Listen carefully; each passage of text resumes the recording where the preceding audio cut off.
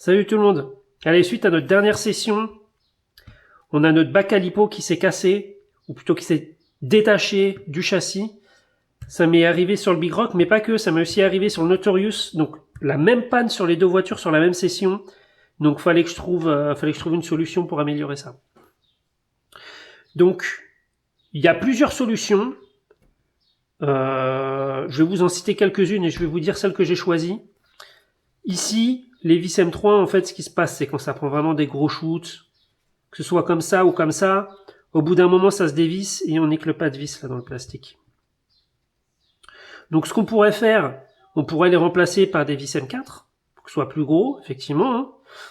Mais si on met des vis M4, ça veut dire que les châssis là, il faut aussi les percer. Bon, le châssis, j'ai pas spécialement envie de le percer, j'ai pas envie d'ouvrir les trous un peu plus gros que ce qu'ils ne le sont.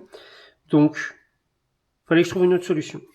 Une autre solution, ce serait de prendre des vis plus longues, de les faire dépasser ici, mettre une rondelle et un boulon nil stop par exemple. Mais si on fait ça, bah ça dépasse ici. Donc ça va dépasser et pour la lipo quand même c'est pas l'idéal. Donc après on peut mettre des protections, on peut mettre des mousses pour pas que ça touche, mais alors là on va prendre 5, 6, 7 mm et ça dépasse quand même de beaucoup. Donc ça me plaisait pas trop, même si effectivement ça aurait pu faire le taf. Donc la solution pour laquelle j'ai opté, c'est ça. C'est ça, c'est des T-nuts ou des écrous hantés en français. Donc en M3, donc du coup on garde la même taille de vis, que ce soit pour le châssis ou pour ça, pour le T-nuts. Et donc, par contre, bah ça rentre pas comme ça. Hein. En fait, ça c'est des pièces à l'origine faites pour le bois. Hein. On met dans une pièce en bois, on tape au marteau et on peut visser dedans. Là, il y a des petits pics, donc c'est, je sais pas si on voit bien la vidéo, mais il y a des petits pics. Et du coup, ça va pas rentrer facilement comme ça ici. Donc du coup, ce qu'il faut faire, c'est percer ici avec une mèche en 4. Là, on prend une mèche en 4. Hop. On prend une mèche de 4. Alors, j'ai fait plein d'essais. Là, je vous montre mon bac à lipo de test. Donc, bah, comme il était cassé, j'en ai profité. Hein. Ce que j'ai remarqué, le mieux, c'est pas de percer de ce côté-là, parce que quand on perce de ce côté-là, en fait, ça arrive que, on peut voir ici, là, le support ici, bah, en perçant de l'autre côté, bah, il a dégagé, en fait, il s'est cassé. Alors que si on perce de ce côté-là, le support, il se casse pas. Donc déjà, percer de ce côté-là, c'est mieux. Hop, on perce comme ça en 4. Après, ce que je fais, c'est le T-nut, je le fais dépasser, je me prends une vis M3, comme ça, hop. Moi, je vais utiliser une pince, hein, on peut faire autrement. Une pince comme ça, tac. Je le tiens comme ça. Ici, boum. Je le chauffe pendant 10 secondes, une dizaine de secondes, hein. C'est brûlant. Et après, il y a juste, hop, boum, à l'enfoncer, ça rentre tout seul, comme dans du beurre. Hein. Quand c'est chaud, hop, on appuie fort. Il n'y a même pas besoin d'appuyer très très fort d'ailleurs, ça rentre tout seul. Et comme ça rentre à fleur ici, là. Et ça rentre comme ça à l'intérieur. Alors la vis, volontairement, je la laisse dépasser un petit peu ici, parce qu'au début, je le faisais comme ça. Ah, c'est un peu chaud, bon, ça va. Hop, ici, je le faisais comme ça. Mais ce qui se passe, c'est quand on le fait fondre comme ça, après, ici, il y a le plastique qui recouvre, et en fait, qui gêne après pour passer la vis. Donc, hop, on la laisse dépasser un peu. Comme ça, chut, on appuie. Là, ça fond, ça rentre à l'intérieur. Et au moins, on est sûr que ici, la vis, elle passera parce qu'on a laissé dépasser. Donc, le plastique, il va pas se mettre ici, là, il va pas gêner. Donc, on appuie fort. Enfin, pas forcément, vu qu'avec la chaleur, ça va rentrer tout seul. On essaie de le rentrer au maximum. Alors, ça va déborder un petit peu. Hein.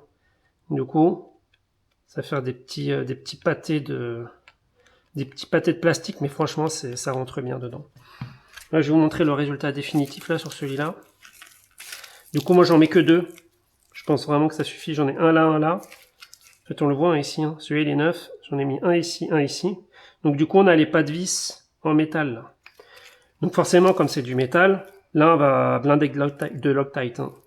On met de la Blue Loctite. On en met à fond.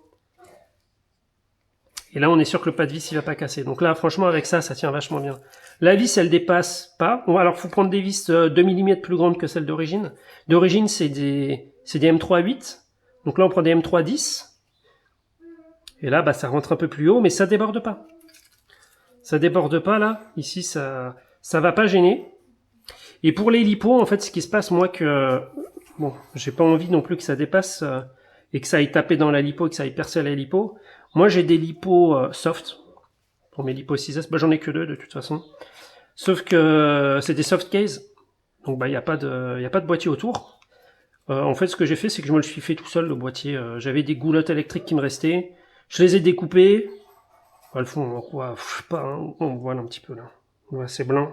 Elles font quoi? 1 mm d'épaisseur. Ouais, j'ai mis du gros scotch autour. Et du coup, bah, ça me fait un hard case. Bon, après, ça chauffe un peu plus la lipo, mais j'ai jamais eu de problème. Donc, moi, je préfère avoir ça. D'ailleurs, on voit hein, que ça a pris des bons shoots. Quand je roule dans les cailloux, voilà, je suis content d'avoir un hard case. Hein. Donc ici, avec le hard case, franchement, ça risque pas grand-chose. Ça dépasse vraiment pas beaucoup, donc on n'est pas censé percer la lipo. Mais bon, j'ai quand même cherché à protéger encore plus.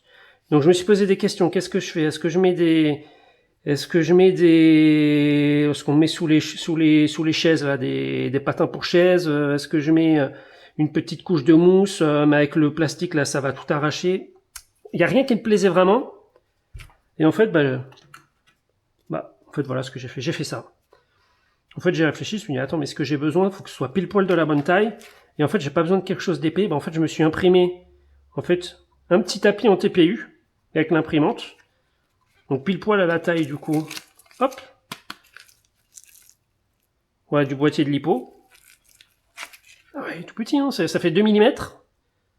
Alors je l'ai imprimé en infill 100%, ça veut dire que c'est plein. C'est plein de... Il est pas creux à l'intérieur.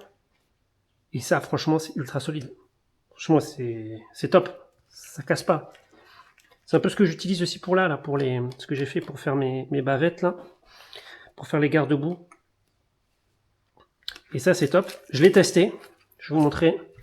J'ai fait une grosse session aujourd'hui, là. J'ai testé, j'ai fait des gros sauts pour voir justement si ça allait poser problème. Là, je vous montre. Après une session. Hop. Donc là, effectivement, on voit les petites marques. Mais c'est rien du tout. C'est même pas abîmé, quoi. Donc là, c'est sûr que la lipo, elle risque rien. Même ce serait une soft case, là, j'aurais pas le boîtier dur autour. Ça risque rien du tout. Et ce qui est bien avec ça, c'est que si jamais, quand je veux nettoyer, c'est plus pratique. Si jamais j'ai besoin de nettoyer et qu'il y a de l'eau, je peux sécher, ça va pas rester coincé en dessous. C'est pareil, si je colle quelque chose, c'est pas pratique. Parce que ça peut rester coincé, l'eau peut rester coincée. Là, j'ai fini ma session, je l'enlève. Je peux nettoyer, je peux sécher, et hop, je le remets. Et là, vraiment, ça bouge pas. Hein. Donc, je m'en suis imprimé plusieurs.